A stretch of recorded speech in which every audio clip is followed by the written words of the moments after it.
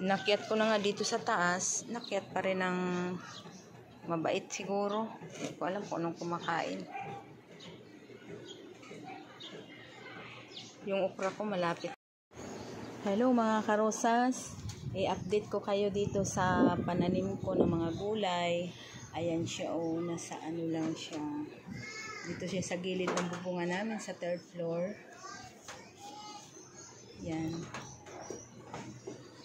Kasi kahit papaano yan, makakaano na rin yan sa pagbili, makakaraos na rin na hindi tayo magbitaw ng pera. Ayan siya. Kahit papaano gumawa ako ng paraan dito magtanim sa kahit sa bubungan.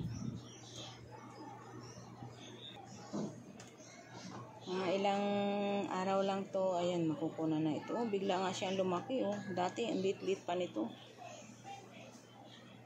Lit-lit pa ngayon, okay na siya.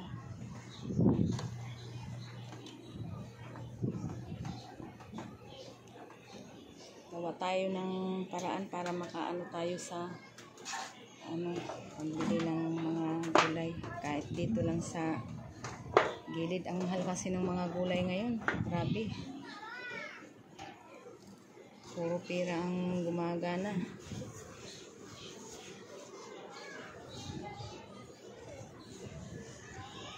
Kaya lang, kailangan araw-araw mo siyang diligan. Dahil naninilaw siya pag hindi nadidiligan. Naglalanta siya. Hindi ko nga alam kung ba't ganyan naglalanta. Init kasi dito Yun.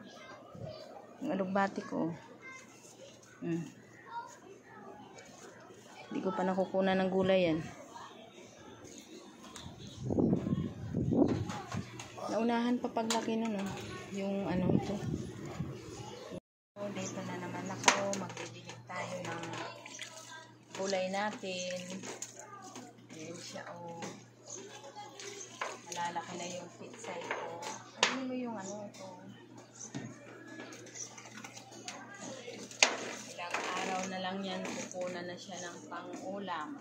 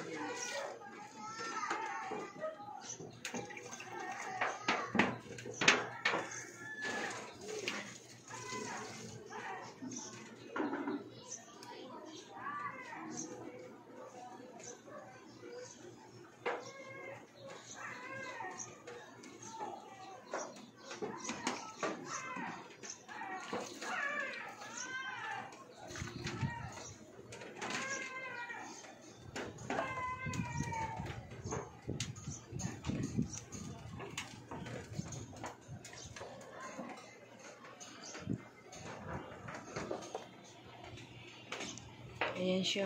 Naninilaw kasi siya pag hindi siya nadiligan araw-araw. Ayan.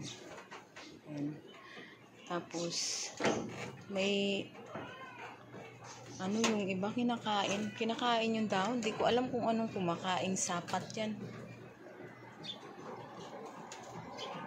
Ayan. Lalo na to, pinudpod na, wala na, Tingnan mo. Yung luya ko rin, wala nang dahon. Ayan. Yung dahon. Nakyat ko na nga dito sa taas. Nakyat pa rin ng mabait siguro. Hindi ko alam kung anong kumakain. Yung okra ko malapit na tumamunga. Yan siya. Ito yung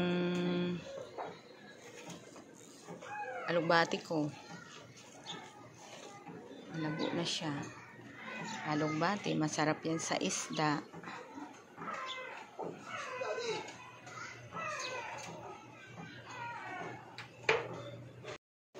Ayan, Thank you. May dumating sa amin na grasya. Ayan o. May saging, isang piling. Ito, rambutan. Rambutan siya. Tapos, ayan, may mansana saka orange. Kain na tayo. Hanggang dito na lang ang video ko. Kung nagustuhan nyo, pa-subscribe at pa-like at pa-share na rin. Thank you.